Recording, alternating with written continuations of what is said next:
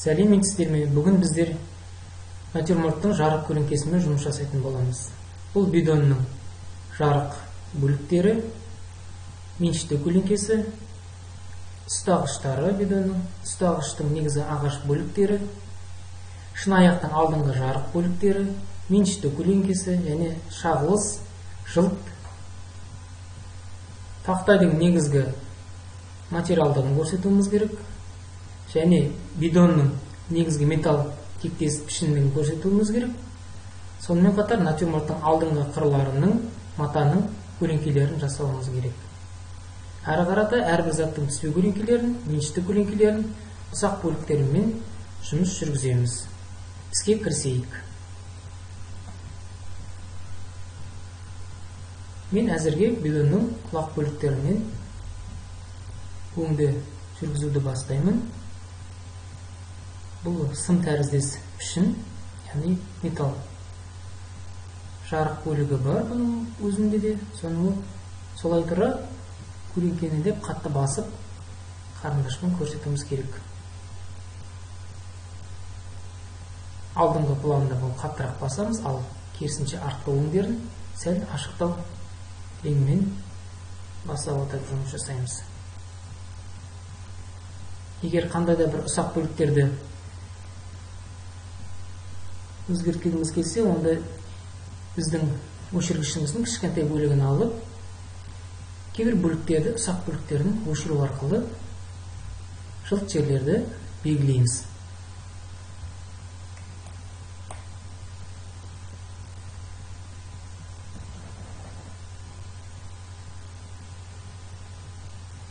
Үлкен өшіргішпен қарағанда кішкентай ұсақ өшіргіштің септігі тиеді бізге. Жарық көлеңкені байқап, меншікті көлеңке, түспе көлеңке заттың формасына байланысты штрихтарды жүргіземіз. Міндетті түрде рефлекс, яғни шағылыс сәттерін ұмытпау керек. Шағылыс реңдерін баспауымыз керек.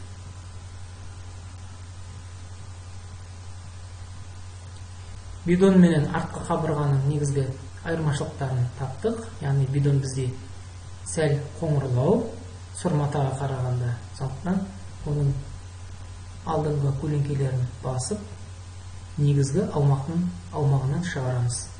Яғни алға қарата шыңғы пішінге айналдырамыз.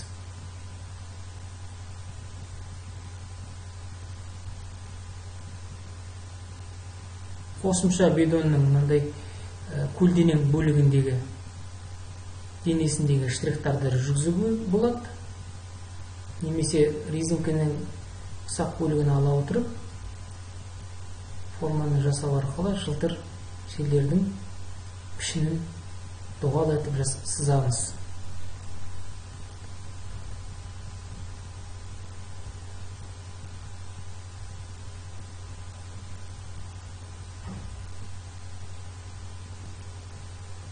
Тым жарық болып кетсе, онда қарындашпен сәл баса отырып жұмысты оңай келтіреміз.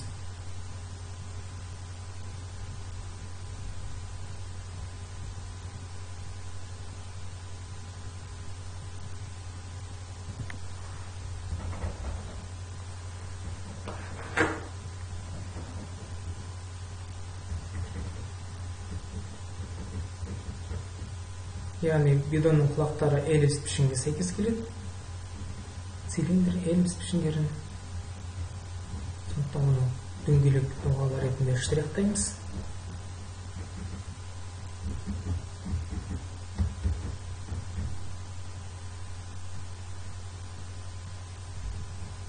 Және бидонның құлақтарының табандарында көлеңке жерлерін басып, формаға байланысты штрихты және өңдерін белгілейміз. Барлық жерде ауа перспективасына байланысты жарық көлеңкені сезініп отыру керек. Және заттардың бір-бірінен айырмашылығын мұқият түрде бірден көрсетуіміз керек. кандай зат коңур, кандай зат орточо деңгейде үңгейге және арткы экинчи деңгейге сәйкес келетін заттарды бір-біріне айырмашылығын, ерекшелігін бірден ұқсата отырып штрихтауымыз керек, қарындашта баса отырып.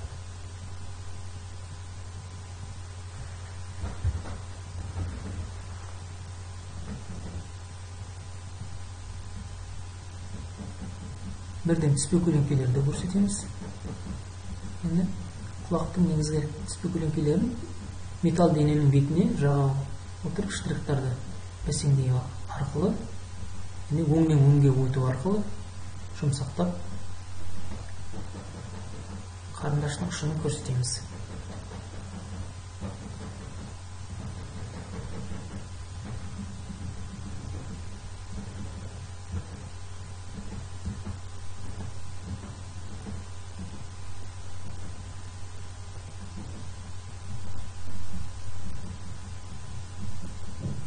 Ең қоңыр бедонның меншікті көлеңкесі, табан жақтарын шыны аяқтан бөліп белгілей отырып, қаттырақ басып айырмашылығын көрсетуіміз керек.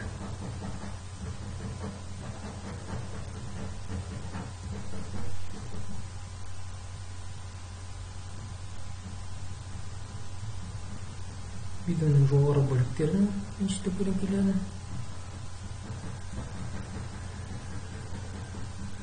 жарық жерін қалдыра отырып, негізгі металл беттің жылтыраған бөліктерін айырмашылықтарын жасауымыз керек.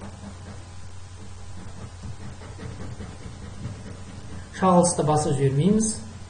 Ол бөлікті жарық жерін қалдырамыз, шағылған жерлерді.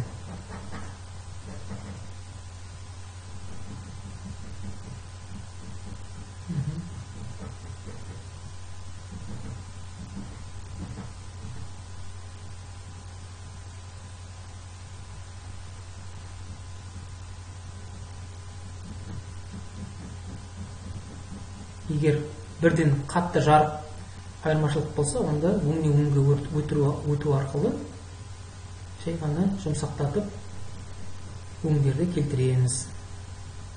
Цилиндрлік форманың негізгі ауқымды бөлігін алдыңғы жарықтан, яғни көлеңкеден жарыққа қарата бағытын штрихтай отыра жұмсақтап пішінге сәйкес келтіреміз.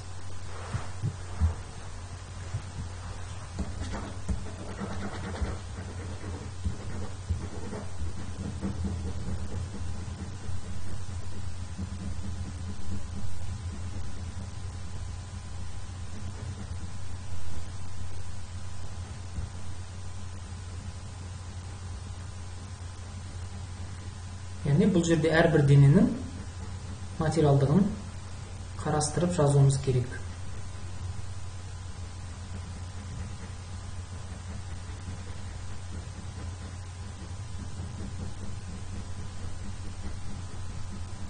Әрине, көп жаттығумен қолдың шеберлігі қажет етеді.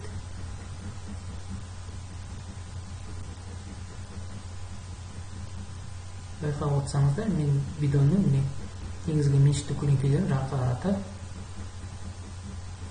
келтірдім. Әр қарата шыны аяқтың ернеуін қосып, меншікті көлеңкесін шылт жерді жұмсақ етіп қалдырамыз. Жарық бөлігін қалдырдық. Эллипстердің ернеулерімен жұмыс жүргіземіз. Ұсақ жарық жердегі біліктерді, яғни жылт жерлердің өшегіштің ұштарымен түрту арқылы белгілейміз. Түртіп алып тастау арқылы. Шыны аяқтың ернеуінің қалыңдығын көрсетуіміз керек, яғни ернеуінде сәл ғана ыдыстың қалыңдығы бар. Соны штрихтау арқылы, форма жасау арқылы, ұсақ форма арқылы сызықтардың, яғни ауқымды шеңберлігін көрсетуіміз керек. Жылт жерлерді әрине тағы да өшіргіштің көмегімен сызықтың бойына соза отырып алып тастаймыз. Жылт жерді тағы да қосамын, негізгі дененің жылт жерін. Жарық көлікті көрсетуге болады ернеуіндегі. Асықпай, мұқият жасау керек бұл сәттерде. Әрі қаратай эллипстің көлеңке бағыттарын көрсетемін. Яғни көлеңкеден жарық көлікке өту арқылы. Тақтайдан қарағанда шынаяқтың ернеулері сәл өңді, қоңыр болып келеді, сондықтан өңдерді әлі қосу арқылы, штрихтау арқылы күшейтемін. Енді эллипстерді түзейміз. Эллипстердің негізгі ернеулерін, яғни шынаяқтың ернеуінің эллипс бөліктерін, формасын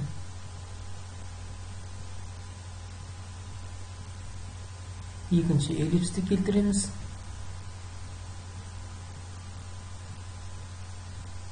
Пішіндеу арқылы екінші эллипстің табандарын сыза отырып өңдерді күшейтеміз.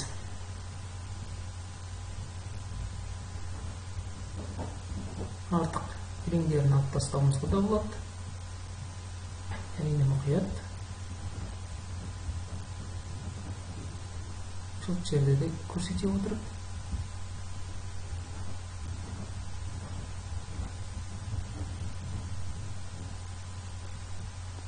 Шынаяқ пен бетонның негізгі көлеңкелерін болдық. Келесі тақтайдың негізгі жоғары жақ бөлігіндегі ауқымды ағаштың көлемін жазамыз, яғни белгілейміз. Бұл жерде ағаштың негізгі қырларын сызып көрсетуіміз керек. Ұстағыштарының негізгі қырларын және натюрморттың алдыңғы бөліктерімен жұмыс жасасақ. Матаның табандарын көрсетуіміз керек, яғни төмендегі көлденең бағыттағы матаның сұр матадан ақ матаның айырмашылығын негізгі штрихтау арқылы қосып айырмашылығын көрсетуіміз керек. Яғни мата жиырықтарын сіздер білесіздер қалай штрихтау екенін. Формаға байланысты, пішінге байланысты жай ғана формамен штрихтау арқылы, яғни матаның жиырық бағытына штрихтарды сол бағыттау арқылы жұмыс жүргізуге болады.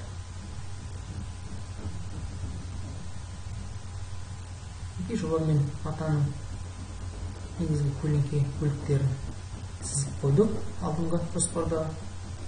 Шынаяқтың меншікті түспе көлеңкесін қосамыз. Алдыңғы жоспардағы,